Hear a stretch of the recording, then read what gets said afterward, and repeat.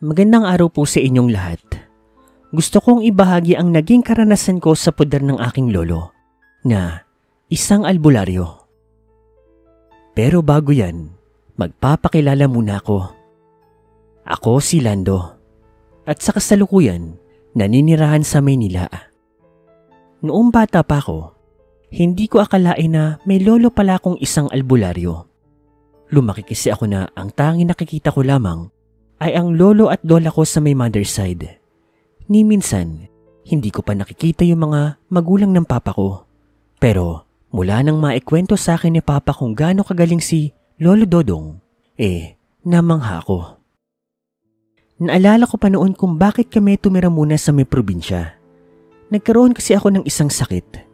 Makiilang ulit kaming nagpupunta sa may ospital. Pero hindi pa rin ako gumagaling. At dahil sa sakit kong yun, napilitan sila mama at papa na pahintuin muna ako sa pag-aaral.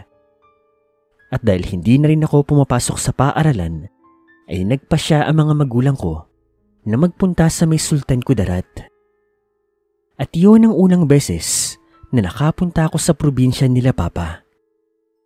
Nang makarating kami doon, sinalubong kami ni lola at lolo ko. Agad kong napansin ang kakaiba nitong mga mata. Natatakpan kasi ng malamlam na kulay puti ang palibot ng kanyang mata. Kaya napagtanto ko na baka bulag siya. Nagmano pa nga ako sa kanilang dalawa at agad naman nila akong niyakap. Nang makapasok kami sa loob ng bahay nila, ay nakita ko yung mga pinsan ko. Lahat sila masaya nang makita nila kami. Nagkwentuhan at nagkamustahan kaming lahat. At pagkatapos noon, nagpahinga na rin po kami. Kinabukasan po, nagising ako sa ingay ng labas ng bahay. Nang makalabas ako, nakita kong may mga taong naghihintay sa labas. Nagtaka naman ako kung ano ba ang nangyayari. Kaya naman nagtanong ako sa isa kong pinsan. Ang sabi niya, tuwing Biyernes daw, marami raw talagang nagpupunta sa bahay nila lolo para magpagamot. Kilala daw po si lolo sa probinsya na iyon dahil sa galing nito sa panggagamot. Napatango na nga lamang ako at pinagmasdan ng isang ginang na pumasok sa loob ng bahay. At dahil naintriga talaga ako, sumilip ako sa bintana. Doon, nakita ko ang babae na nakaupo sa isang silya. Nakaharap sa kanya si lolo habang hawak nito ang palad ng babae. Pumikit po si lolo at sinabing di umano na maligno raw po yung babae. Umalis muna si lolo at nang bumalik siya, may dala-dala na po siyang maliit na palanggana at saka itim na kandila. Sinindihan niya ang kandila at hinayaang pumatak ang upos ng kandila doon sa may palangganang may tubig. Maya-maya, may nabuong figura ng tao doon. Kinuha ni lolo at hinimas mula ulo hanggang sa paa nito. Muli na namang pumikit si lolo. At pagkatapos, sinabi niya na kailangan mag-ali ng babae ng isang puting manok doon sa may puno ng balete para siya ay tigilan na nung maligno. Agad naman nagpasalamat ang babae at bago pa man siya umalis, naglagay siya ng donasyon doon sa may altar ni lolo. Sunod-sunod na yung pagpasok ng mga tao sa loob ng bahay at karamihan sa kanila mga nagkasakit dahil daw yun sa parusa na binigay ng maligno o di naman kaya ay elemento. May mga bata pang dinala kay lolo dahil naman sa nuno ng punso. Ngunit kahit pa nakita ko na ang kakayahan ni lolo na makapagpagaling, sa isip-isip ko, nagdududa pa rin ako. Hindi ko pa talaga masabi kung talaga bang totoo yung mga pangyayari. O baka naman paniniwala lang nila ito. Nagpatuloy si lolo sa kanyang trabaho bilang isang albularyo. At ako naman, nanonood lang po sa kanyang mga ginagawa. Hanggang isang araw, habang naglalaro kami ng mga pinsan ko sa may likod ng bahay, bigla ako nakaramdam ng pagkahingal. Hindi ko maintindihan pero napakabigat po ng pakiramdam ko. Para bang may isang mabigat na bagay ang nakadagan sa akin o kaya naman ay nakasampa. Naramdaman ko na nga lang, umikot ang aking paligid. Tapos, napaupo ako sa may lupa. Agad naman akong tinulungan ng mga pinsan ko. Tinanong nila ako kung ayos lang ba ako. Gusto ko magsalita pero hindi ko magawa. parang may nakabara sa aking lalamunan. Nanlalabo ang aking mga paningin, pero malinaw kong nakikita na may isang itim na aninong nakatayo sa aking tabi. Gusto ko itong lingunin para makita ko, pero hindi ko rin magawang igalaw yung aking katawan. Noong mga oras na iyon, nakakaramdam na talaga ako ng kakaibang takot. Yun ang una kong beses na naranasan yung ganoon. Naririnig kong tinatawag ng aking pinsan ng aking mga magulang, kaya naman nagmadali silang magpunta sa kinaroroonan ko. Tinulungan nila ako at agad na dinala kay Lolo. Pinaupo nila ako sa isang silya at doon nagsimula si Lolong gamutin ako. Hinawakan niya ang aking kamay at nang dumampi ito sa kanyang palad, ay bumukas ang takot sa mukha ni Lolo. Agad niyang inutusan ng isa kong pinsan na kunin daw ang kanyang libro. Nang maayabot na ito kay Lolo, ay nagsimula siyang magsagawa ng isang ritual. Sa pamamagitan ng daliri, nababasa po ni Lolo yung mga nakasulat sa libro niya. Kinakapa niya ang mga letra kaya nalalaman niya ito. Hindi ko maintindihan ng mga sinasabi ni Lolo. Pero sa tuwing naririnig ko, napapapikit ako. Nakakaramdam kasi ako ng sakit kapag pumapasok sa tenga ko yung mga salitang binibitawan niya.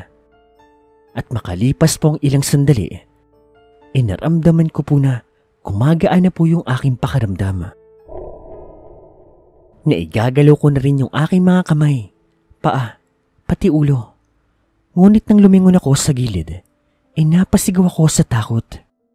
Kitang-kita ko kasi ang isang itim na aninong nakatabi sa akin. Mapupula ang kanyang mga mata, matutulis ang tenga. Nakakatakot din ang mahaba nitong kamay na nakakapit sa akin. Mas lalo pang binilisan at nilakasan ni Lolo ang pagbibigkis niya. Nakikita ko naman na parang nasasaktan yung anino sa ginagawa ni Lolo. At maya-maya pa, unti-unti ko nang nararamdaman na lumuluwag na ang pagkakakapit sa akin ng halimaw hanggang sa tuluyan na nga itong naglaho. Mababakas ang takot at pag-aalala sa mukha ng mga magulang ko. Naguguluhan ako sa mga nangyayari at hindi ko maintindihan kung bakit ako pa. Kaya tinanong ko si Lolo. Lahat kami nagulat sa mga sinabi niya. Ayon sa kanya, may isang malakas daw na elemento ang gustong kumuha sa akin. Noon pa daw ay sinusundan na ako nito. Lagi raw itong nasa aking tabi, kaya't maya-maya nakakasakit daw ako. Yun daw ang dahilan kung bakit hindi ako mapagaling na mga gamot na galing sa doktor. At sinabi nga rin ni Lolo na hindi na raw ako gagambalain ng elementong iyon dahil naitaboy niya na raw ito at siguradong hinding-hindi na ito babalik pa. Hindi ako makapaniwala sa mga narinig ko. Halos hindi maiproseso ng aking utak ang mga sinabi niya. Maging ang aking mga magulang ay hindi rin makapaniwala sa mga narinig nila. Ayoko maniwala sa mga sinabi ni Lolo dahil nakakaramdam ako ng takot, pero nabago ang lahat nang mapansin ko ang sarili ko. Sa bawat pagdaan ng araw ay hindi na ako nakakaramdam ng hingal. Kahit pa maglaro ako ng buong araw sa labas, maayos pa rin po ang aking pakiramdam. Pansin ko rin na unti-unting bumabalik ang gana ko sa pagkain. Nakakatulog na rin ako ng maayos. Parang sa isang iglap, nawala ang sakit ko. Dahil po sa nangyari, unti-unti na akong naniwala kay Lolo. Naging simula yun para manalig ako sa kakayahan niya bilang isang magaling na albularyo. Akala ko nga, pagtaboy lang sa mga elemento at maligno ang kaya niyang gawin. Ngunit, nagkamali po ako. Isang araw po noon, may isang pamilya ang lumapit kay Lolo.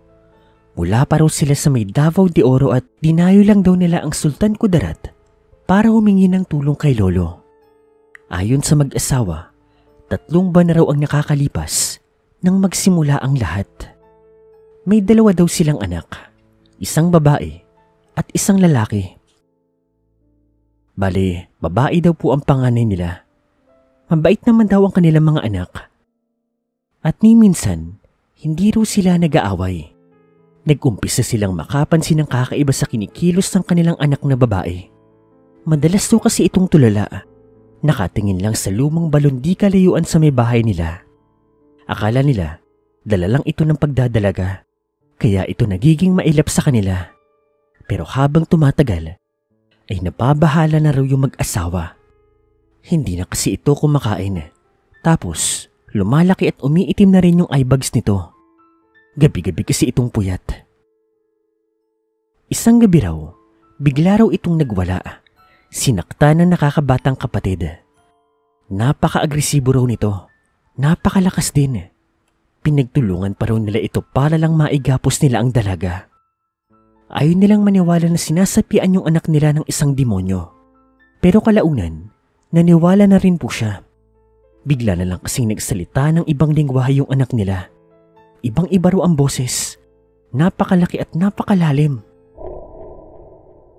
At doon na nga raw sila nakapagpasya na humingi ng tulong. At ang isa sa mga kapitbahay daw nila ang nakapagrekomenda kay Lolo. Kaya agad silang nagpunta.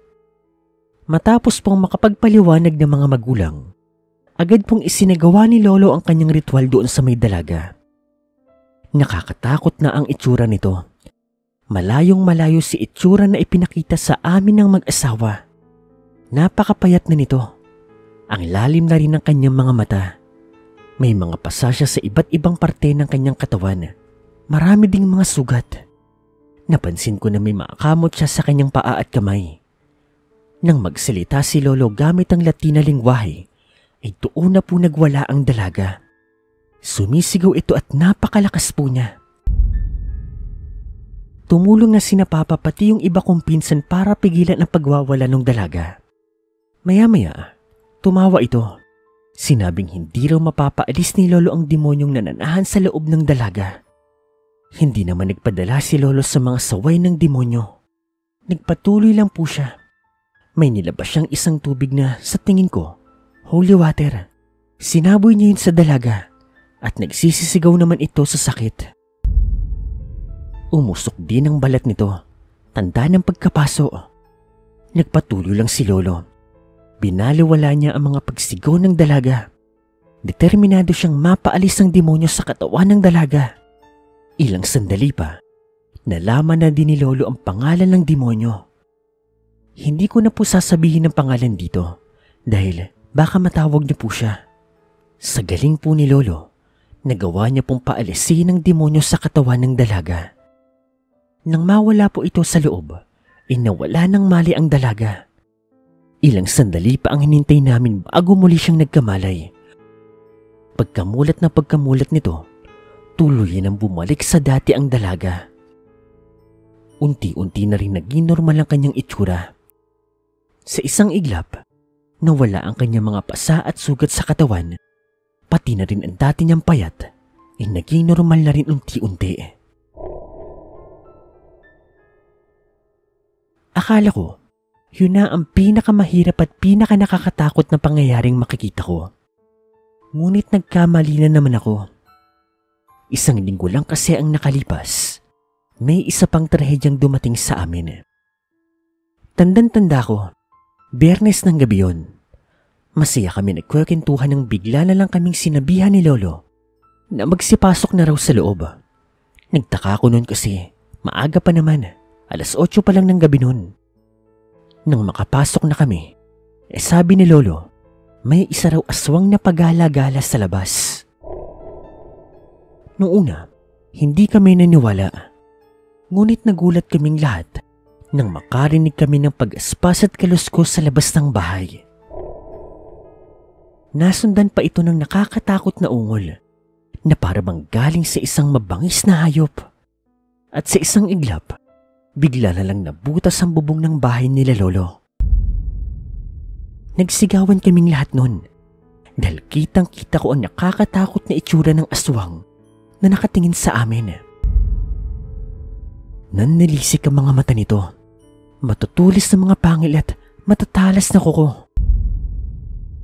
Bigla ring humaba ang dila nito at nahila pa nga ang isa kong pinsan. Sigaw kami ng sigaw sa takot. Ngunit Muli na naman pong umariba ang napakagaling kong lolo. Kahit bulag siya, ewan ko pero parang nakikita niya ang mga nangyayari. Sa isang hato niya ng napakatalas niyang sundang, ay natamaan niya po ang dila ng aswang. Nagsisigaw sa sakit yung aswang at pagkatapos kumaripas ng lipad papalayo. Yung pinsan ko naman, nalaglag at mabuti na nga lang, nasalo din ito ni lolo. Ang galing, parang magic talaga. Bilib na bilib ako kay lolo. Napahanga niya ako sa galing at lakas ng loob niya. Para po siyang naging superhero. Mabilis pong lumipas ang isang taon. Marami akong naranasang kakaiba kay lolo. Pero yun na po yung mga pinakamalala. Pagkatapos po ng isang taon, bumalik na rin po kami ng Maynila. At mula po noon, hindi na ako kinapitan pa ng sakit. Matagal na pong nawala si lolo. At sa ngayon, sa storyang ito, sana mabigyan kong hustisya ang kanyang alaala. Salamat po, Lo. Kung hindi siguro dahil sa'yo, malamang hindi ako magkakaroon ng masaya at normal na buhay. Hanggang dito na lang po ang kwentong ito. Sana po ay nagustuhan ninyo. Maraming salamat po.